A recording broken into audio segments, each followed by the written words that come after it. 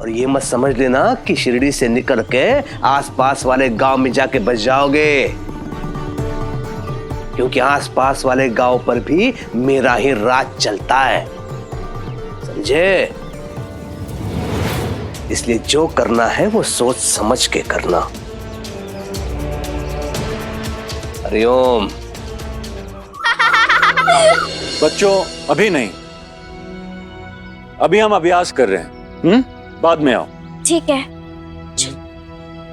अब क्या वो हमारा अभ्यास देख सकते हैं? वो मेरे दोस्त है। जरूर, जैसा तुम चाहो, लेकिन आवाज बिल्कुल भी नहीं आनी चाहिए, ठीक है? बैठो। हाँ, देखिए। अब आप लोग इस भाग का अपना अभ्यास कीजिए, मैं अंदर बैठता हूं।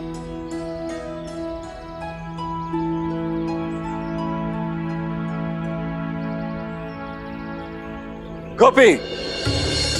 जी राव साहब। ये बच्चे हमारे पहले दर्शक और मेहमान हैं। जाओ, इनके लिए सूखे मेवे लेकर आओ। काजू, किशमिश, बादाम, बर्फी सब मिलाकर लाओ। जी जरूर।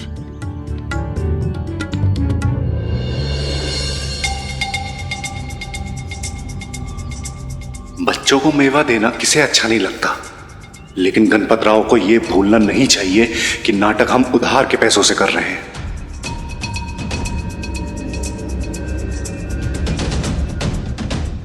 चंपा, अब मेरा भाग है, तुम बैठो और गौर से देखो।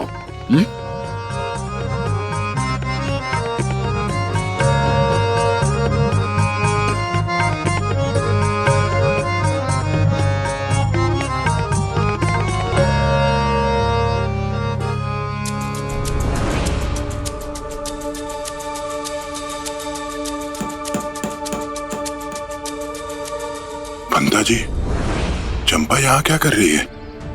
पंता जी, उसके बाप को तो देखिए,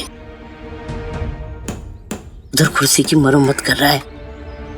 जरूर उसके साथ आई होगी, लेकिन उस गणपत राव को तो देखिए, बेचारे को दमयंती नहीं मिली तो बच्चों के सामने नाटक करके खुद को बहला रहा है।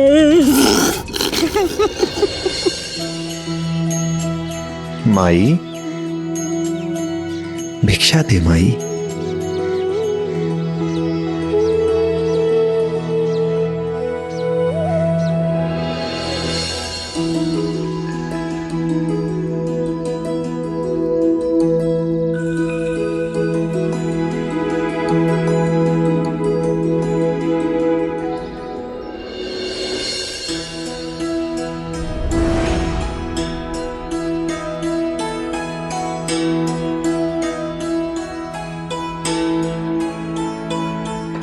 लीजिए।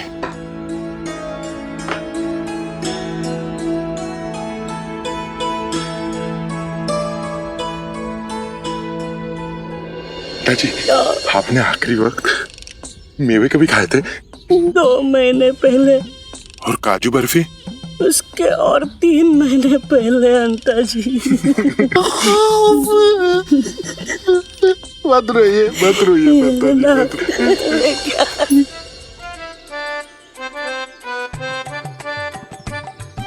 पंता जी, हम हमेशा किसी ना किसी काम में लगे रहते हैं, कड़ी मेहनत करते हैं, हमें भी हक है अच्छे से अच्छा खाना खाने का। चलिए पंता जी, बाजार जाते हैं और पेट पूजा करते हैं। यहाँ तो कुछ नाटक वाटक होने से रहा। चलिए चलिए।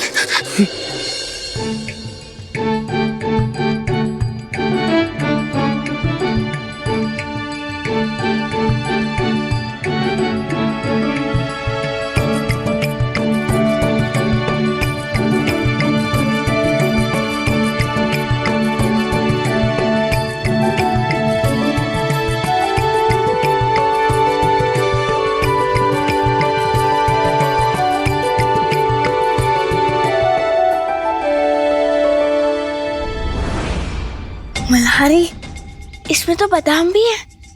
तुम्हें बादाम बहुत पसंद है ना?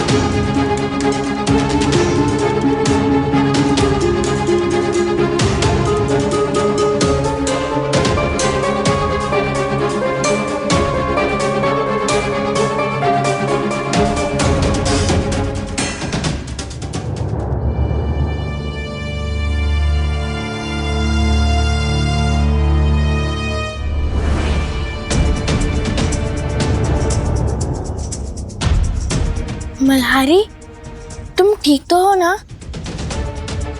मल्हारी, मल्हारी।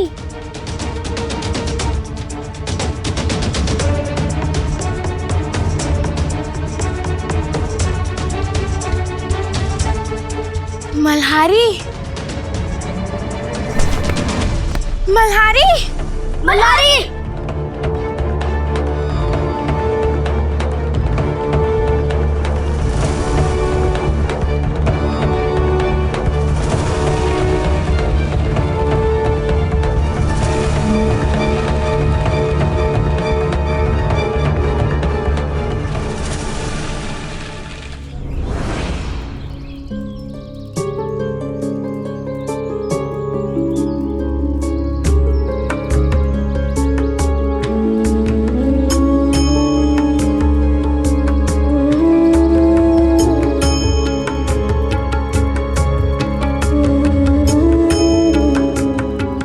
साईं, इसकी आंखें पीली क्यों हैं? कहीं से पीलिया तो नहीं? नहीं मालसपति जी,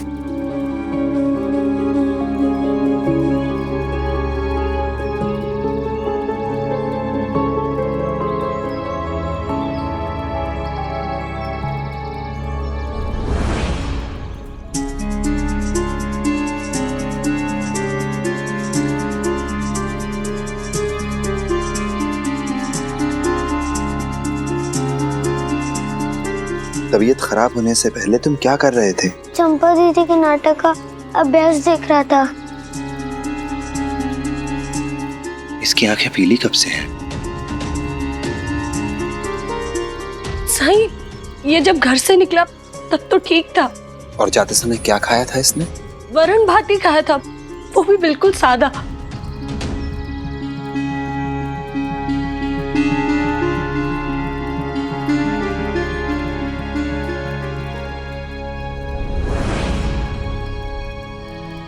तुम्हारी जेब में क्या है?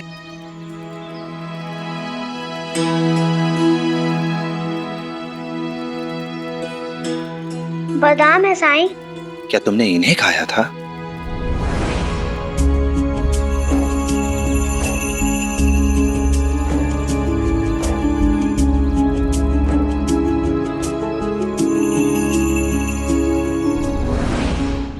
अधिक मात्रा में बादाम खाने से मल्हारी की तबीयत खराब हुई है। साईं, मैंने इससे कितनी बार कहा है कि ज्यादा सूखे मेवे नहीं खाने चाहिए, लेकिन ये मेरी बात सुनता ही नहीं है। इससे मैंने एक बार ये क्या कह दिया कि बादाम खाने से याददाश्त तेज होती है, बस तब से पागलों की तरह ये बादाम खाता रहता है बस। मल्हारी, तुम्हारी आई बिल्कुल ठीक कहती हैं। बादाम खाने से दिमाग तेज होता है, स्वास्थ्य अच्छा रहता है, लेकिन कोई भी चीज अधिक खाने से नुकसान दे सकती है। एक वादा करोगे मुझसे? वादा करो कि आज के बाद तुम कभी बादाम नहीं खाओगे। नहीं साईं, मुझे तो बादाम पसंद है, तो मैं कैसे छोड़ दूं? मल्हारी, साईं जो कह रहे हैं उसे मानो। तुम्हें पता है ना, साईं जो भी कहते हैं हमारी भलाई के लिए कहते हैं। वचन दो साईं को, दो। महालसापति जी, बच्चों से जोर जबरदस्ती से नहीं बल्कि प्रेम से पेश आना चाहिए। अगर आप मल्हारी को यह सिखाना चाहते हैं कि उसके लिए क्या सही है और क्या गलत, तो आपको प्यार से बात करनी चाहिए,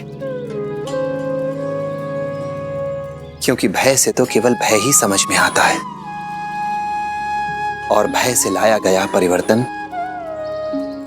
कभी स्थायी नहीं हो सकता।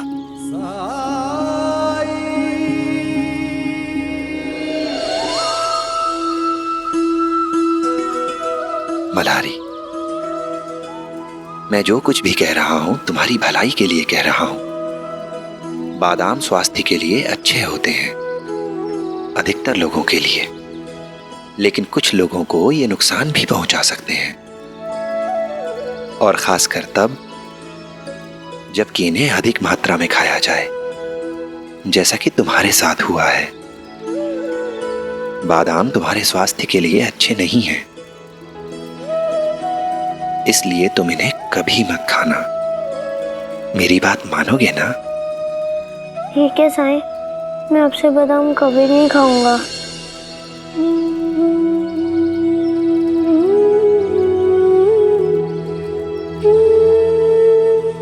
शाबाश, बहुत अच्छा बच्चा हो तुम।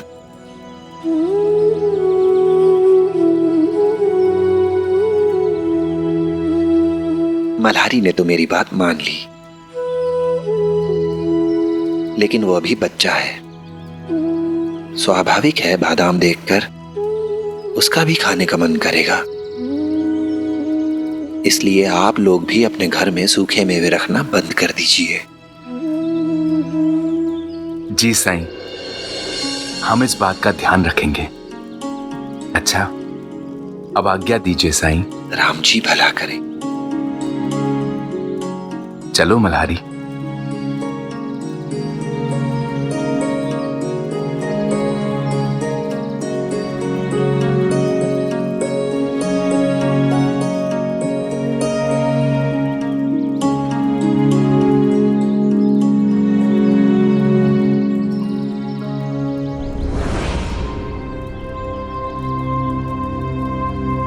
साईं, क्या अभी मल्हारी कभी बादाम नहीं खा पाएगा? उसे बादाम खाना बहुत पसंद है, ये मैंने खुद देखा है। कुछ सवालों के जवाब सिर्फ वक्त और किस्मत के पास होते हैं। उसकी आंखों का पीलापन ठीक हो जाए, फिर देखते हैं। साईं, इसमें कोई घबराने वाली बात तो नहीं है ना? मल्हारी की जान को खतरा तो नहीं है ना? कहा ना, कुछ सवालों के जवाब केवल किस्मत और समय के पास होते हैं।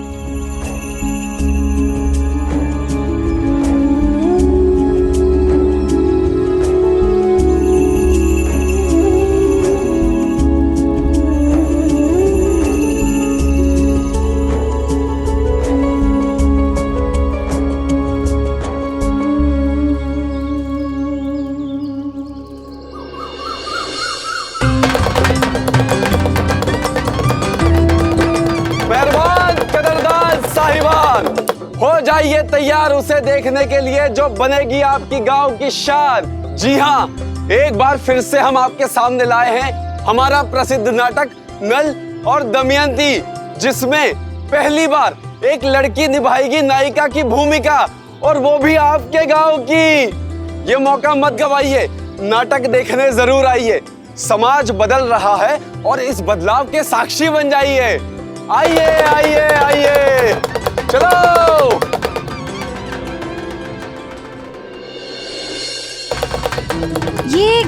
ये चंपा है।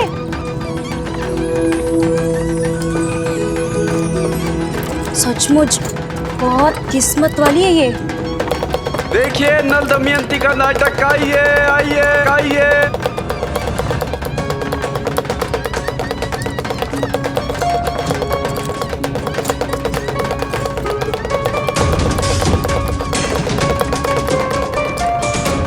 पंता जी, ये लड़के की तस्वीर जानी पहचानी सी लग रही है। अरे हाँ अंता जी, ये तो चंपा की तस्वीर है।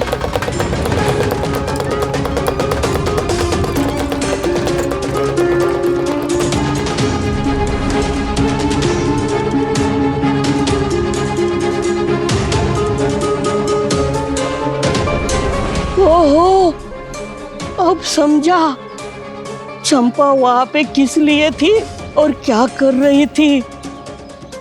चलिए सरकार को बताते हैं। हरिओम, खाट का व्यापार करने के लिए इसने हमसे कर्जा लिया था ना मुनीम? जी सरकार। मुझे मेरे पैसे वापस चाहिए अभी के अभी।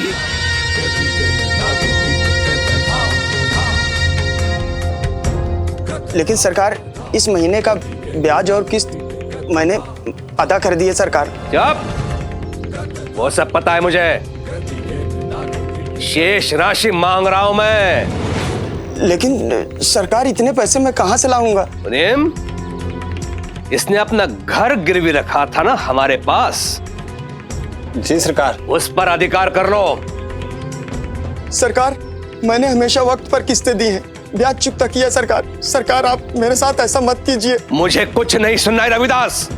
वो मेरे पैसे हैं, मैंने तुम्हें दिए थे और वो मैं कभी भी मांग सकता हूं। और सुनो, ये मेरा बनाया हुआ नियम है। सरकार, अगर आप मेरा घर ले लेंगे तो मैं अपनी जवान बेटी को लेकर कहां जाऊंगा? जवान बेटी? तेरी जवान बेटी अब नायिका बन गई है ना? भेजता है ना उन भांडों की टोली में गाना बजाने के लिए। वहां तो उसे पैसे मिलते होंगे। मदद मांगने आया था तू मुझसे, लेकिन तूने मेरे शत्रु के साथ हाथ मिलाया। मुनीम, इसके घर का सब सामान बाहर फेंकवा दो और घर पे कब्जा कर लो। सरकार, मुझसे गलती हो गई सरकार, मुझे माफ कर दीजिए सरकार। सरकार, मैं बेघर हो जाऊंगा। सरकार, आप जो कहेंगे सरकार मैं वही करूंगा। सरकार, चंपा को गणपतराव की मंडली से बाहर निकालो। सरकार, और कुछ करने के लिए कहिए मुझसे। मैं ऐसा नहीं कर सकता सरकार। सरकार, अगर मैंने ऐसा किया तो वो मुझ पर मुकदमा कर देंगे सरकार, क्योंकि मैंने उनके अनुबंध पत्र पर अंगूठा लगाया सरकार कि चंपा उनका नाटक करेगी। सरकार। हरिओम हरिओम। जिससे डर रहे हो ना रविदास, उसी को अपना शस्त्र बना लो। सुनो,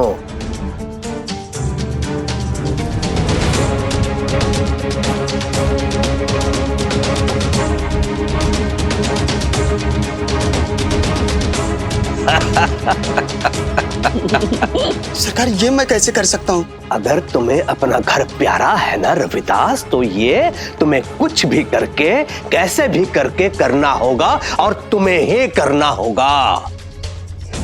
और नहीं किया तो शिरडी के बाहर फेंकवा दूंगा तुम्हें। सुनो, आज रात तक का समय है तुम्हारे पास। कल आके अपना निर्णय बता देना। हरिओम।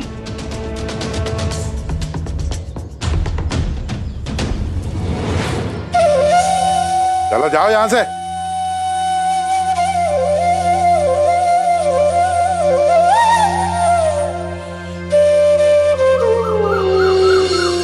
समझ नहीं आ रहा कि क्या करूं। अपनी ही बेटी के अरमानों को मैं कैसे चूर चूर कर दूं। तुमने तो देखा है ना आजकल वो कितनी खुश रहती है। उसकी खुशी के लिए आप चाहेंगे कि हम बेघर हो जाएं? अगर कुलकर्णी सरकार के हिसाब से काम नहीं किया तो हम तो बर्बाद हो जाएंगे। और जल में रहकर मगर से बैर कौन लेता है? आई, आप लोग यहाँ? मैं आपको कब से ढूंढ रही थी। अच्छा ये बताओ, मैं साड़ी में कैसी लग रही हूँ?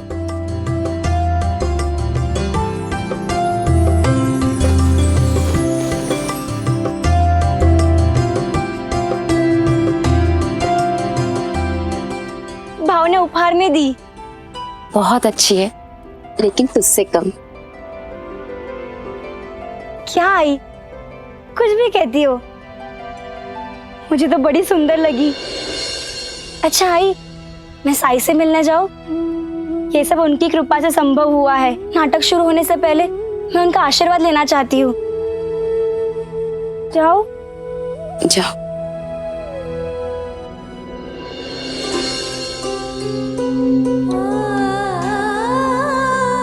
मैं भी नहीं चाहती कि मेरी बेटी का दिल टूटे, उसके सपने अधूरे रह जाएं। लेकिन आप भी तो जानते हो सरकार के आगे किसकी चली है। इच्छा से या अनिच्छा से हमें उनकी इच्छा के अनुसार ही काम करना होगा। इसलिए आप कल उनके पास जाकर कह दीजिए कि उन्होंने जो कहा है हम उसके लिए तैयार हैं। हाँ, देखना ना भूलिए एक बार फिर नल दमयंती का नाटक आपके गांव में। आइए आइए आइए आइए आइए।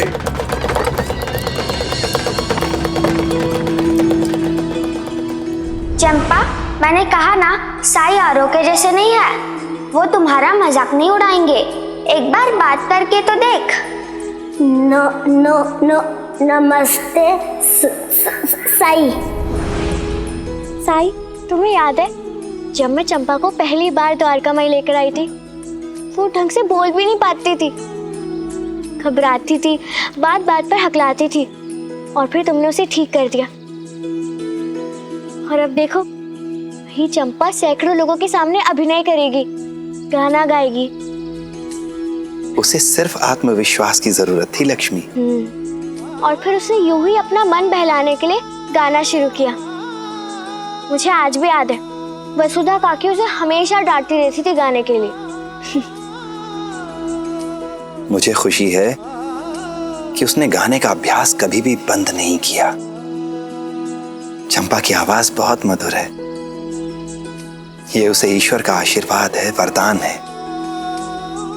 इस वरदान, इस आशीर्वाद को छीनने वाले हम कौन होते हैं? मुझे पता है चंपा को ये गजरा बहुत पसंद आएगा। अब तुम कहोगे लक्ष्मी सबूरी रख, लेकिन नहीं रखी जाती मुझसे सबूरी। मैं तो बस चंपा के नाटक का इंतजार कर रही हूँ कि कब समय हो और मैं वहां जाकर बैठ जाऊं। साई, तुम भी आओगे ना हमारे साथ? मैं ठहरा बैरागी, मैं वहां आकर क्या करूंगा? क्यों नहीं आएंगे आप?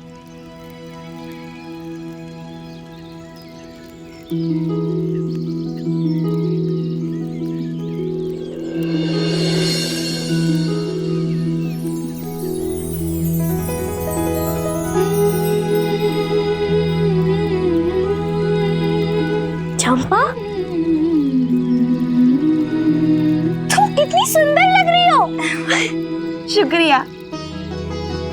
साई, आपको आना ही पड़ेगा। अगर आप नहीं आए तो मैं नाटक ही नहीं करूंगी।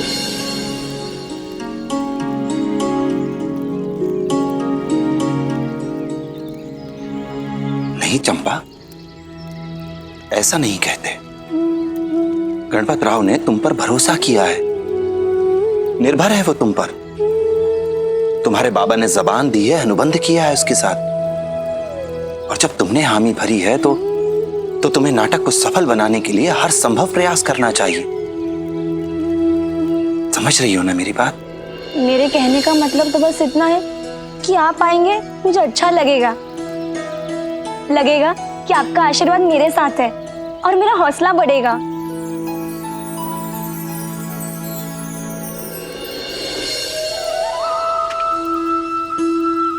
ये ले।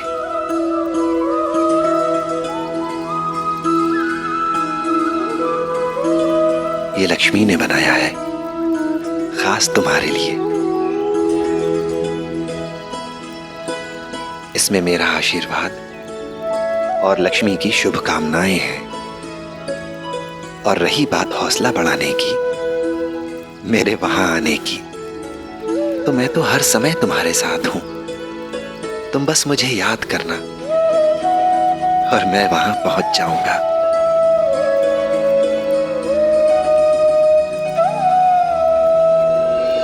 इसे पहनकर मैं मंच पर नाटक करने जाऊंगी।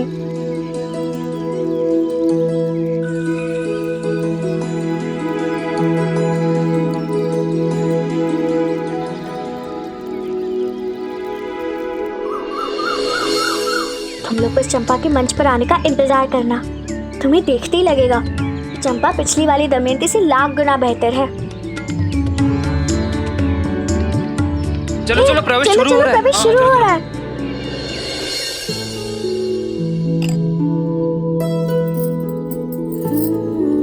तैयार हो? जी भाऊ। किसी भी तरह की कोई घबराहट या डर तो नहीं ना? बिल्कुल नहीं भाऊ। तो फिर रानी दमयंती, हमारा नाटक शुरू ही होने वाला है। जल्दी आ जाना।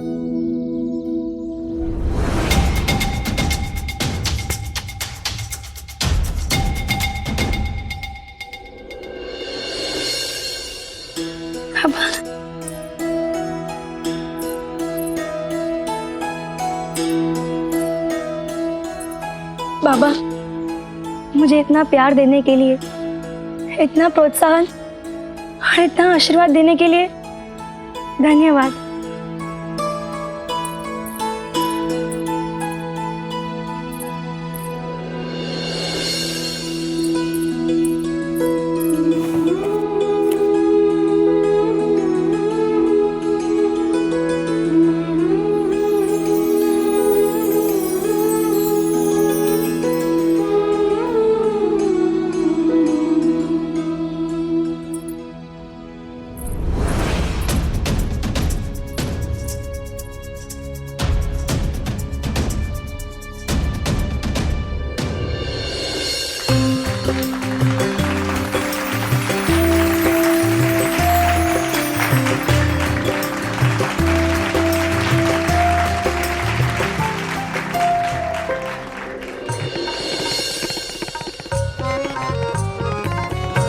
राजा नल की जय। राजा नल की जय। राजा नल की जय।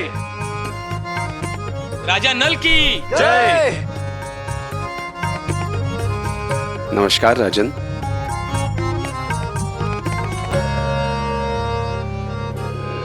यह आश्चर्य की बात है राजन, जो आप राजकुमारी दमयंती को नहीं जानते। वो संसार की सबसे सुंदर राजकुमारी है। उनके सौंदर्य की व्याख्या करने के लिए मेरे पास शब्दों की कमी पड़ गई है राजन।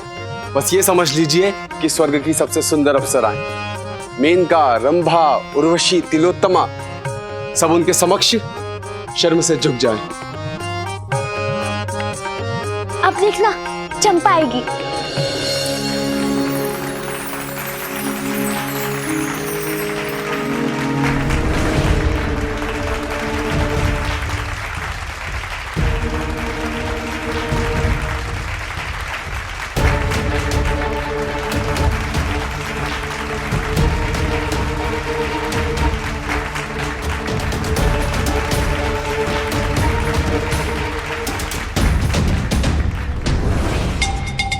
आंखें फाड़ फाड़ के क्या देख रहा है तू?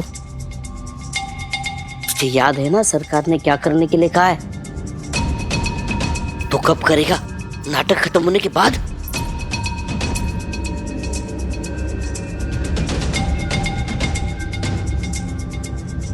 तब करूंगा जब चंपा मंच पर अकेली होगी। अभी थोड़ी ही देर में जंगल का दृश्य आने वाला है। तब चंपा अकेली होगी, तभी मैं अपनी योजना को अंजाम दूंगा।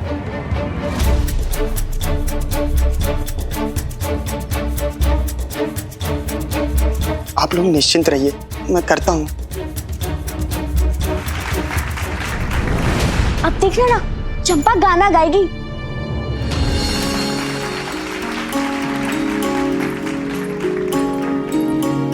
राजन, राजन कहाँ हैं आप?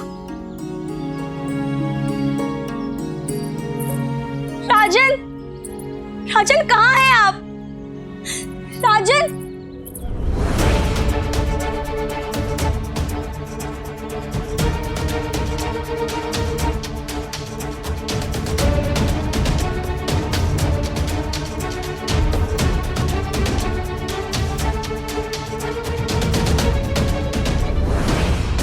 कैसी किस्मत है हमारी, अपनी ही बेटी की खुशियों पर ग्रहण लगा रहे हैं।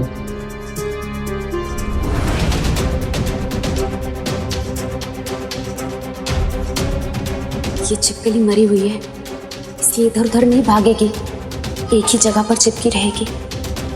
चंपा को इससे कोई फर्क नहीं पड़ता कि छिपकली जिंदा है या मरी हुई है। वो तो बस छिपकली देखकर बर्फ की तरह जम जाएगी।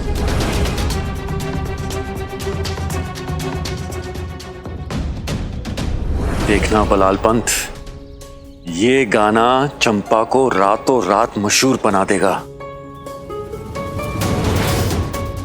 वो तो ठीक है, लेकिन ये चंपा गा क्यों नहीं रही?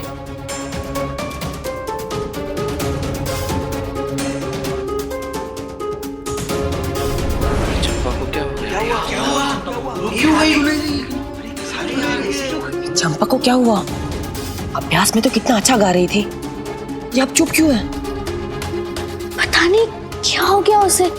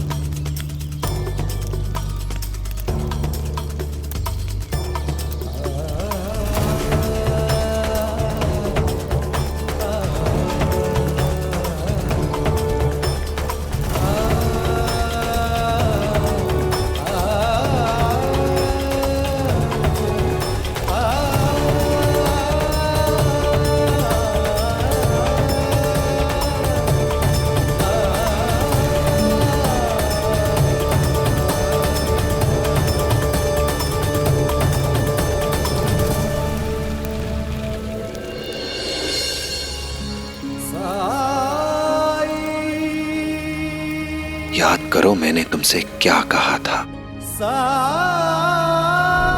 मैं तो हर समय तुम्हारे साथ हूं, तुम बस मुझे याद करना और मैं वहां पहुंच जाऊंगा।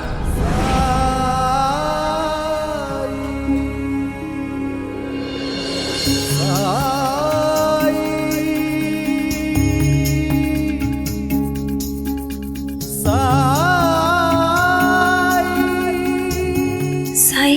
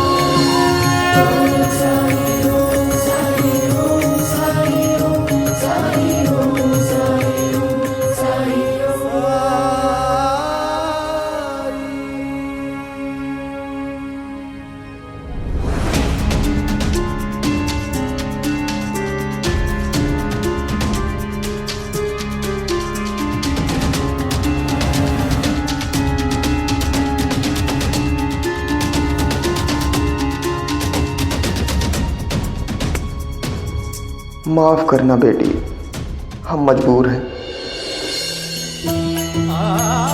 गाओ चंपा, घबराओ मत, गाओ।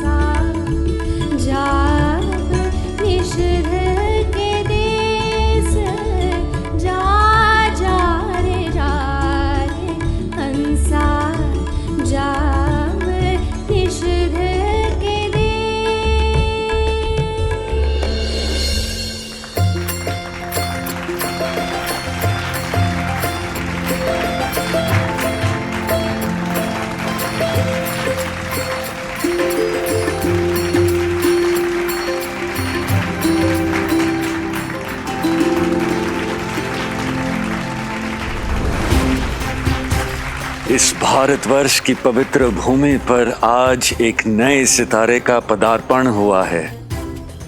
एक होनहार कलाकार का उदय हुआ है।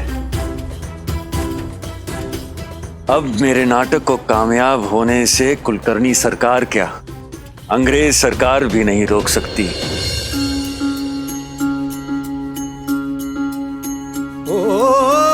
जब कठिनाई छाई तू ही याद आया, भटके राही को तूने रास्ता दिखाया, तूने भक्तों का बेड़ा पार लगाया। तेरी महिमा मेरे साईं कौन जान पाया। ओम साईं ओम साईं ओम साईं ओम साईं ओम साईं ओम साईं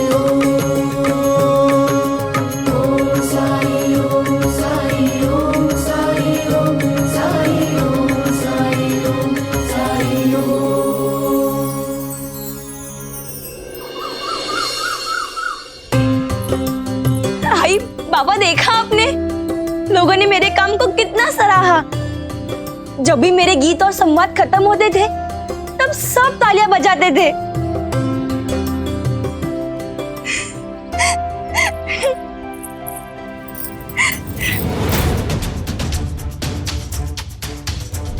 अगर तुम्हें अपना घर प्यारा है ना रविदास, तो ये तुम्हें कुछ भी करके, कैसे भी करके करना होगा और तुम्हें ही करना होगा।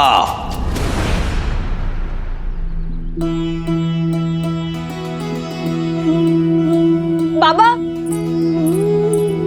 पता है आज मैंने अपने सबसे बड़े डर पे विजय पाई। जंगल वाले दृश्य में पेड़ पर एक छिपकली थी। मैं तो डर से सुन हो गई। और फिर एक चमत्कार हुआ।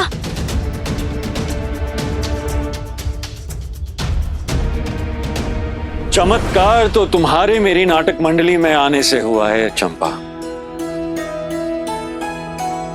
सच में तुमने मुझे गौरवान्वित किया है। भाव, ये सब आपकी मेहनत और लगन का नतीजा है। वैसे मैंने ठीक तो किया ना भाव? ठीक। तुमने तो कमाल कर दिया। इतनी तालियां आज तक मेरे किसी भी खेल में नहीं बजी। और तुम्हारे प्रदर्शन के लिए मेरी नाटक मंडली की तरफ से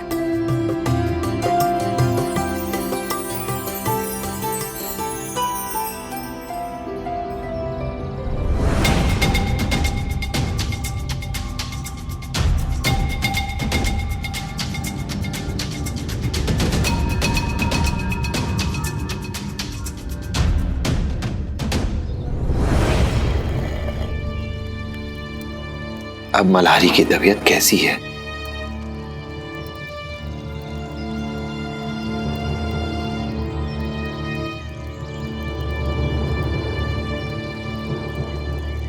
अब तबीयत तो इसकी ठीक है साईं, लेकिन कल से बहुत गुस्से में है ये।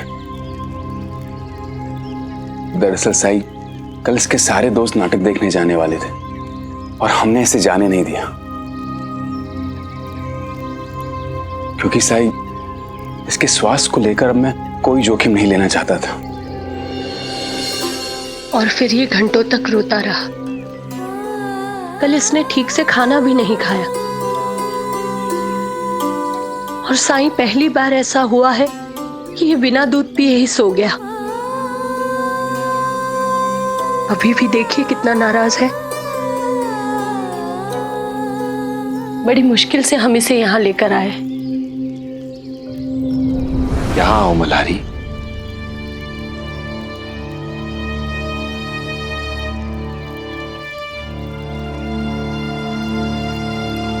सुना नहीं तुमने? साईं बुला रहे हैं तुम्हें यहाँ पर। खालसा फतेह जी।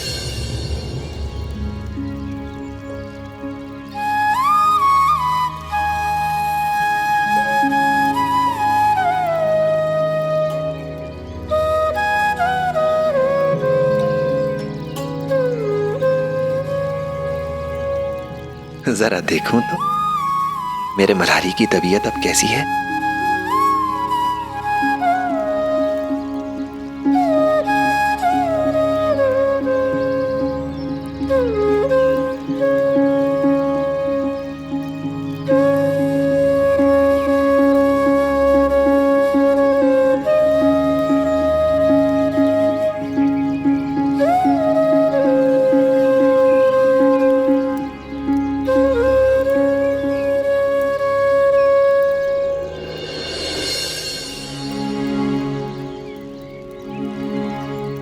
अरे वाह, तुम्हारी तबीयत तो बिल्कुल ठीक है।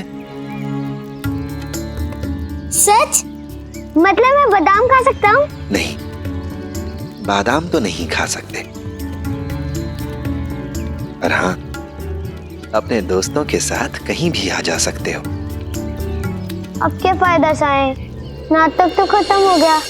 कोई बात नहीं, अभी तो कई नए खेल होंगे, तुम कभी भी जाकर देख सकते हो।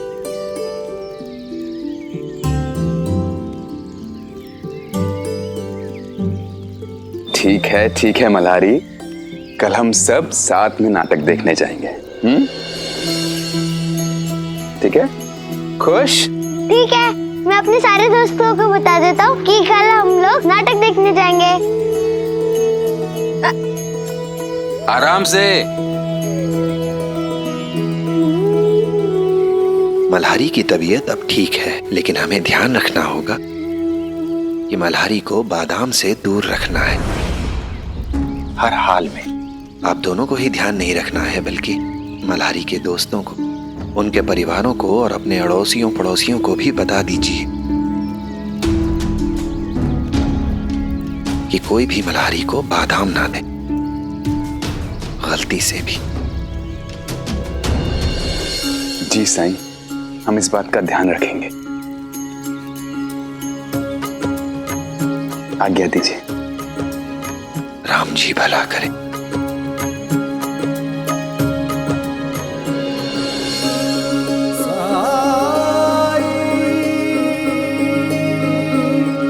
मेरी नाटक मंडली की तरफ से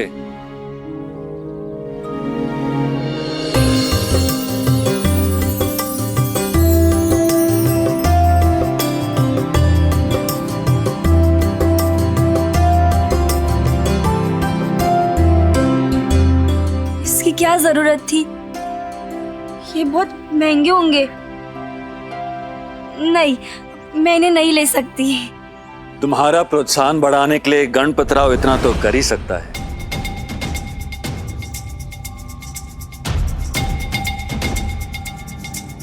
और तुम्हारे उम्दा प्रदर्शन के लिए मेरी तरफ से भेंट।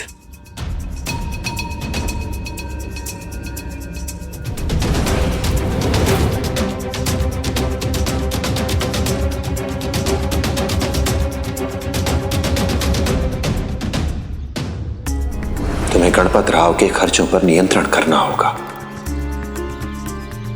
और इसके लिए अगर तुम्हें गणपत की लगाम खींचनी पड़े तो भी संकोच मत करना। अब ये क्या कर बैठा?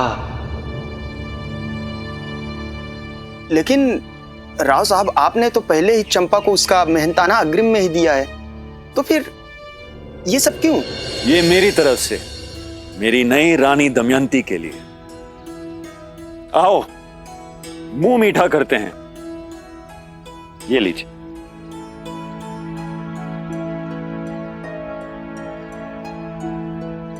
रविदास। राव साहब, आपसे कुछ जरूरी बात करनी है, बाहर आइएगा। अभी आता हूं। ये लीजिए।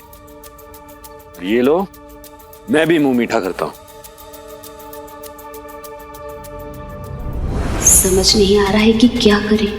एक तरफ कुलकर्णी सरकार की धमकी और दूसरी तरफ बेटी की खुशी। बोलो बलाल पंथ। ये क्या कर रहे हो तुम गणपत? अभी तो नाटक का बस पहला खेल हुआ है और तुम पैसे ऐसे उड़ा रहे हो जैसे हमें मुनाफा हुआ है। और अगर उसे अभी से सर पर इतना चढ़ाओगे तो बाद में तो वो सर पे चढ़ के नाचेगी। तो तुम क्या चाहते हो बलाल पंथ? क्या करूं मैं? अरे मैं अपने कलाकारों को भी प्रोत्साहित नहीं कर सकता? चंपा की वजह से हमारी नाटक मंडली बच गई, हमारा नाटक बच गया। अब उसके लिए मैं इतना तो कर ही सकता हूं ना। करो, लेकिन अपनी जेब से, नाटक के खाते से नहीं। हमें खर्चा कम करना होगा। अगर ऐसे ही पैसा खर्चा करोगे तो हमारी मुश्किलें और बढ़ जाएंगी। शायद तुम ये भूल रहे हो कि बाबा साहब से तुमने बहुत बड़ा कर्जा उधार लिया है। वो पैसा कैसे लौटाओगे? लौटा देंगे, सब हो जाएगा। तुम इन छोटी छोटी बातों को लेकर अपना मुंह मत फुलाया करो बस। और तुमने आज खुद देखा ना, हमारा नाटक कितना पसंद आया लोगों को। बलाल पंत, कम से कम आज इस खुशी के मौके पर ऐसी बातें मत करो ना। गणपत, मेरी बात सुन। अब बस हो गया मेरे यार। गणपत,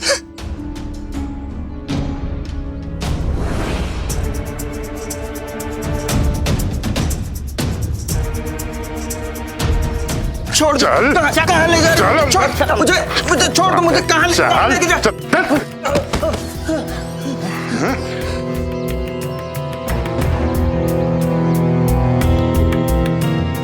मुझे माफ कर दीजिए सरकार, मुझे माफ कर दीजिए सरकार, मुझे माफ कर दीजिए, माफ कर दीजिए सरकार मुझे। तूने मेरे साथ विश्वासघात किया। तूने वचन दिया था मुझे कि तू उस गणपत राव का खेल खराब करेगा, लेकिन हुआ उल्टा। अब देख मैं तुम्हें कैसे सीधा करता हूं। अब तो तेरा घर गया। नहीं सरकार, पहले चंपा छिपकली देखकर सुन्न पड़ जाती थी और शुरू में वो डरी भी, फिर अचानक उसका डर पता नहीं कहां चला गया। आपने देखा था ना, बताइए ना सरकार को। स्पष्टीकरण नहीं, परिणाम चाहिए था मुझे, परिणाम। तूने मुझसे झूठ बोला, इसका दंड तो तुम्हें भुगतना ही होगा। अंता पंता, इसका घर आज से तुम दोनों का। नहीं सरकार, सरकार मैं बेघर हो जाऊंगा। सरकार एक मौका दे दीजिए। सरकार मैं बेघर हो जाऊंगा। अब ये मेरे किसी काम का नहीं रहा, इसे लेके जाओ यहाँ से। सरकार एक मौका दे दीजिए, बेघर जाएंगे। एक मौका दे दीजिए सरकार। सरकार सरकार इन्हें छोड़ दीजिए, एक बार हमारी बात सुन लीजिए सरकार। आप यही चाहते हैं ना कि गणपत राव का नाटक बर्बाद हो जाए? हमने एक और उपाय सोचा है सरकार। हरिओम। सरकार, कल मैंने गणपत राव और बल्लाल पंत की बात सुनी। उनकी बातों से मुझे लगा कि गणपत राव बहुत खर्चीला है और हमारी चंपा को अपने नाटक में रखने के लिए किसी भी हद तक जा सकता है। उसे पैसों की कोई परवाह नहीं है सरकार। पैसों को वो पानी की तरह बहा देगा, लेकिन हमारी चंपा की हर मांग पूरी करेगा। सरकार, हम जिद करके उससे कितना भी खर्चा करवा सकते हैं। सरकार, गणपत राव के पास पैसे हैं ही नहीं। वो तो पहले ही नीम गांव के बाबा साहब से उधार ले चुका है।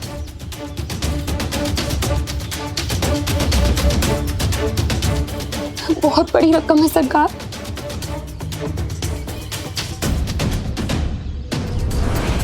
हरिओम हरिओम, मुझे अंदाजा था उसके अंतिम में दाम नहीं है। थोता चना बाजे घना। सुनो, अगर तुम लोग रास्ते पे नहीं आना चाहते हो तो उस गणपत राव को रास्ते पे लेके आओ। तुझसे समझदार तो तुम्हारी घरवाली है। और स्मरण रहे कि तुम लोगों के पास अंतिम अवसर है। अगर असफल हुए तो घर से नहीं, शिरडी से बाहर फेंकवा दूंगा तुम लोगों को। जैसे कि मैंने पहले भी सूचित किया था। और ये मत समझ लेना कि शिरडी से निकल के आसपास वाले गांव में जाके बच जाओगे, क्योंकि आसपास वाले गांव पर भी मेरा ही राज चलता है, समझे?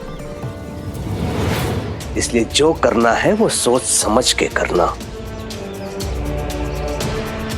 हरिओम।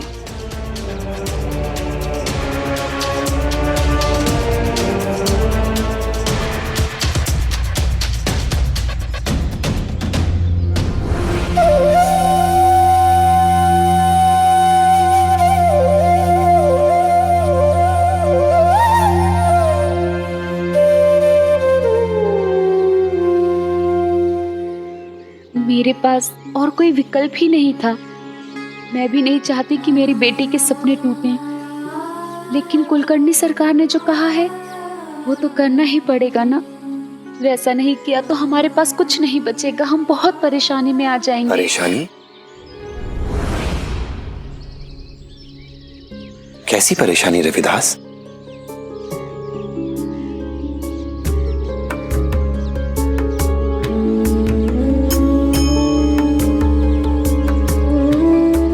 साईं से क्या कहूं कि अपने घर को बचाने के लिए मैं किसी शख्स को धोखा देने जा रहा हूं। क्या हुआ रविदास? कुछ नहीं साईं। अच्छा एक बात बताओ, तुमने काम करना क्यों छोड़ दिया है? साईं, दिन भर चंपा के साथ में रहना पड़ता है, जिसकी वजह से काम करने का समय ही नहीं मिल पाता। और फिर साईं, नाटक से इतनी आमदनी हो रही है कि उतना तो मैं 4 महीने में भी नहीं कमा पाता। अब जब पैसे आ ही रहे हैं साईं, तो मेहनत करने की क्या जरूरत है? जब तुम खुद काम करने योग्य हो तो किसी और की कमाई पर आश्रित होना ये तो अच्छी बात नहीं है ना। और रही बात चंपा का ख्याल रखने की, तो उसके लिए उसकी माँ है। तुम अपने काम पर ध्यान दो, क्योंकि इंसान जब आर्थिक रूप से सक्षम होता है तो जीवन की अनेक चुनौतियों का सामना वो आसानी से कर सकता है। ठीक है? जी साईं। राम जी भला करें।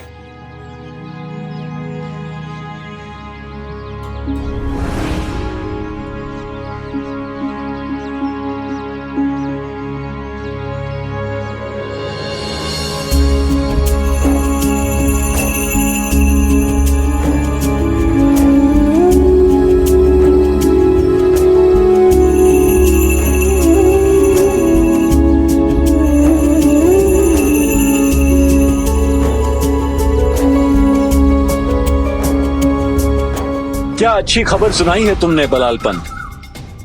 ये तो होना ही था। आखिर गणपत राव का नाटक है। देखना बलाल पंत, हफ्ते भर की नहीं, महीने भर की चिप्पियां पहले बिक जाएंगी। ऐसा कुछ नहीं होगा।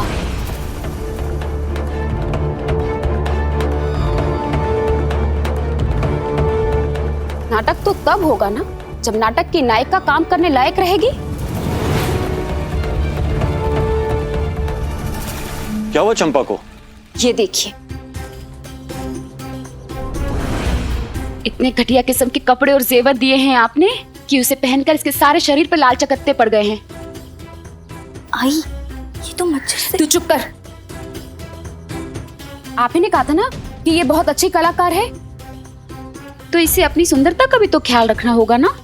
अगर ऐसे घटिया कपड़े पहनेगी तो ये अपनी सुंदरता का ख्याल रखेगी या अपने अभिनय का?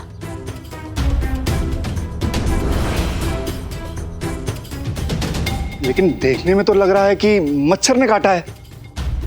तो आपको लग रहा है कि मैं झूठ बोल रही हूँ? नहीं नहीं, आप झूठ नहीं बोल रही हैं। बलाल पंत, थोड़ी संवेदना और विश्वास रखो। अरे वो तो अपनी बेटी के लिए परेशान है और तुम हो जो शक किए जा रहे हो। देखिए, आप चिंता बिल्कुल भी मत कीजिए। मैं जल्द से जल्द कोई ना कोई उपाय निकाल लूंगा। क्या उपाय करोगे तुम? तुम परेशान मत हो, आप मुझ पे विश्वास रखिए।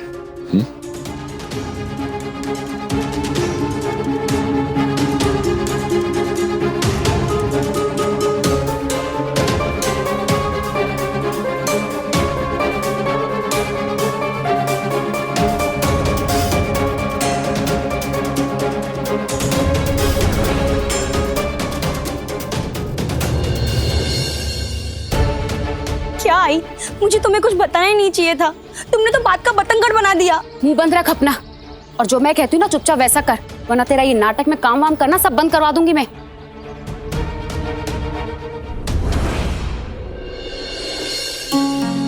अरे चंपा, अभिनेत्री बनने के बाद तुम्हारे दर्शन तो दुर्लभ हो गए। एकदम ईद का चांद बन गई हो। कहीं ऐसा तो नहीं अब तुमसे मिलने के लिए चिट्ठी लेने पड़ेगा हमें? अरे काकी, कैसी बात कर रही हो? अब तो फिर मेरे साथ घर चलो और मुझे गाना गा के सुनाओ। आओ। मैं वो साई से मिलने जा रही हूँ, बाद में आऊंगी, ठीक है?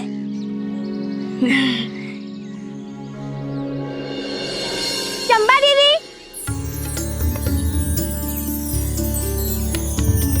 चंपा दीदी, बड़ा मजा है आपका नाटक देखकर। और जानती हो, मल्हारी आपका नाटक देखने से रह गया। तो क्या हुआ? बाबा ने मुझे कहा है कि कल वो मुझे नाटक दिखाने लेके जाएंगे।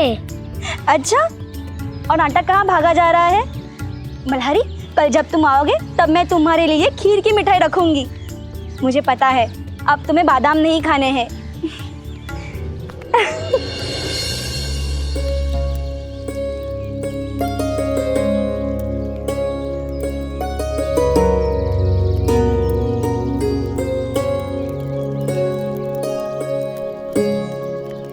उदास मत हो लक्ष्मी। हाँ साई, लेकिन क्या करूं? इधर कुछ दिनों से बहुत अकेलापन महसूस हो रहा है। बचपन में आई मुझे अपने बचपन की सहेलियों की बातें बताती थी, तो मैं उनसे पूछती थी कि अब वो सहेलियां कहाँ हैं। तो वो बताती थी कि बड़े होने के बाद सब सहेलियां अपने अपने कामों जिम्मेदारियों में व्यस्त हो गए। उसके बाद एक दूसरे से मुलाकात लगभग बंद हो गई। तब मैं कहती थी कि मैं अपने सहेलियों के साथ हमेशा संपर्क में रहूंगी। बड़े होने के बाद वही चीज मेरे साथ हो रही है। मोहनी, बेला, संध्या सब अपने अपने घर के कामों में व्यस्त हो गए। किसी के पास समय ही नहीं रहा कि अब हमारा मिलना जुलना हो सके। बस एक चंपा बची थी, लेकिन अब उसके पास भी शायद अब हमारे बीच भी सारी चीजें बदल जाएंगी। तूने सोच भी कैसे लिया कि हमारे बीच कुछ बदलेगा? चंपा,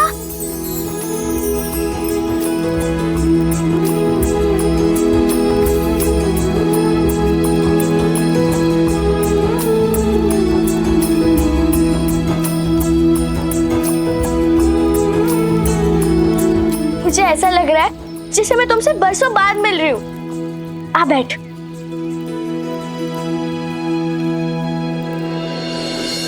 कल तुम्हें नाटक में मेरा काम पसंद आया? ये भी कोई पूछने वाली बात है? पूरे गांव में तुम्हारी ही चर्चा हो रही है।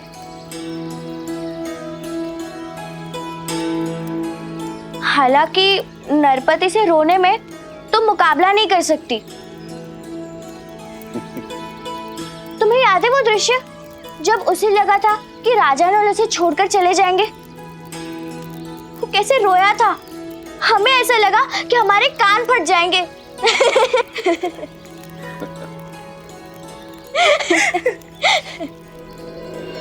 लेकिन साई, आप जानते हो, जब मैं वो दृश्य कर रही थी तब मुझे सच में पीड़ा और बहुत तकलीफ हुई। जब राजा नल अपना सब कुछ जुए में हार गए तब मुझे असली दमयंती की तरह पीड़ा की अनुभूति हुई। साई, कोई इतना लापरवाह कैसे हो सकता है? मैंने महसूस किया बात पैसों की नहीं थी, बात जिम्मेदारियों की थी। जिम्मेदारी अपने प्रति, अपनों के प्रति। साई, इस नाटक ने मुझे एहसास कराया कि मुझ में संगीत को लेकर एक दीवानगी है, लेकिन मैं कभी भी जुनून में आकर अपना सब कुछ नहीं गवाऊंगी।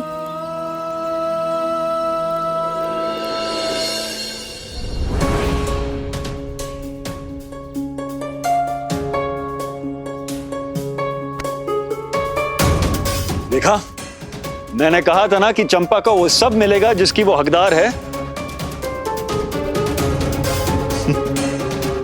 ये रेशम के कपड़े, ये मखमल के, और ये जो जरी है ना, ये जरी का काम सोना और चांदी का है, असली सोना और चांदी। ये जेवरात, ये आभूषण भी असली सोना है। असली सोने के गहने? असली गहने? हाँ, मैंने कहा था चंपा को यह एहसास होगा कि वो ना सिर्फ रानी दमयंती की भूमिका निभा रही है, बल्कि खुद एक रानी की तरह रह भी रही है। अरे तभी तो उसका प्रदर्शन, तभी तो उसका अभिनय बेहतर होगा। और गणपत राव नाटक के इतिहास में ऐसी परंपरा शुरू करने वाला पहला व्यक्ति कहलाएगा, जैसे मैं हिंदुस्तान में वो पहला व्यक्ति हूं जिसने एक महिला कलाकार को मंच पर काम करने का, अभिनय करने का मौका दिया। इसी तरह गणपत राव अपने नाटक के कलाकारों को असली आभूषण पहनाने वाला पहला व्यक्ति कहलाएगा। मैंने अपना वादा पूरा कर लिया। अब तो आप खुश हैं ना? अब तो आपको कोई परेशानी नहीं। बलाल पंत, इन्हें पैसे दे दो। राव साहब, आपसे कुछ जरूरी बात करनी है, इधर आइए।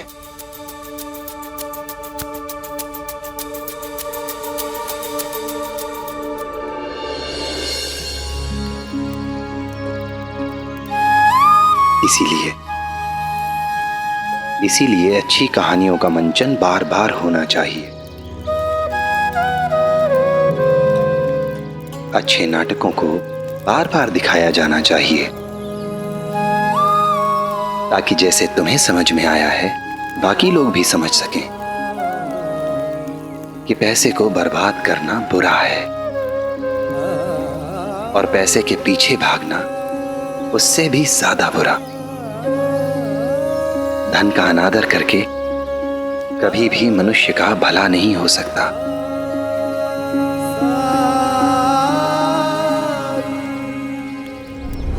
तुम इस तरह पैसा बर्बाद नहीं कर सकते गणपत। मेरी बात समझने की कोशिश करो। अभी अभी पैसे आने शुरू हुए हैं। मेरी बात मानो, इन्हें जेवर और कपड़ों पे बर्बाद करने की जगह बाबा साहेब को लौटा दो। इस बहाने थोड़ा उधार ही कम होगा। बिलालपंत, यही तुम्हारी खराबी है।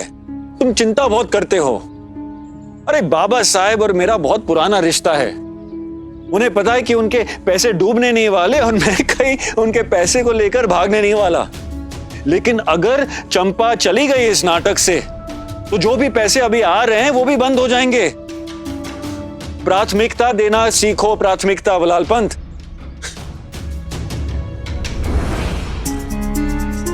वही तो मैं कह रहा हूं, प्राथमिकता देना सीखो। अब ये मत कहना कि वो चकत्ते वाली बात तुम्हें सच लगी। साफ देखने में समझ में आ रहा था कि मच्छर के काटे हुए निशान हैं।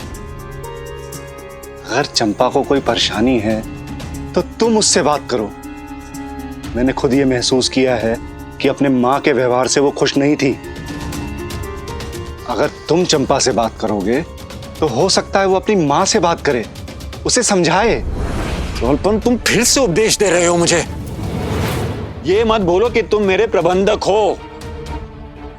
प्रबंध करना ही तुम्हारा काम है। अब जैसा कहा है वैसा करो। जाओ यहां से। साईं, आपके कहे अनुसार मैं गणपत की लापरवाही पे लगाम लगाने की कोशिश तो कर रहा हूं, लेकिन गणपत का अड़ियल रवैया आड़े आ रहा है। मुझे डर है कहीं ऐसा ही चलता रहा तो हम किसी बड़ी मुश्किल में ना पड़ जाएं। नाटक का प्रदर्शन करना या उसे देखना, इससे कहीं ज्यादा महत्वपूर्ण है नाटक से कुछ सीख लेना। चंपा, मुझे बहुत खुशी है कि तुमने नाटक से सीख ली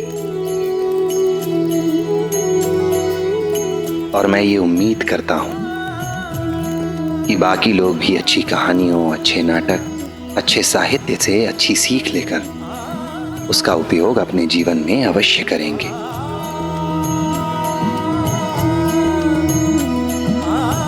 अल्लाह मालिक। ऐसे और भी मजेदार वीडियो के लिए हमारे चैनल को लाइक, शेयर और सब्सक्राइब करें।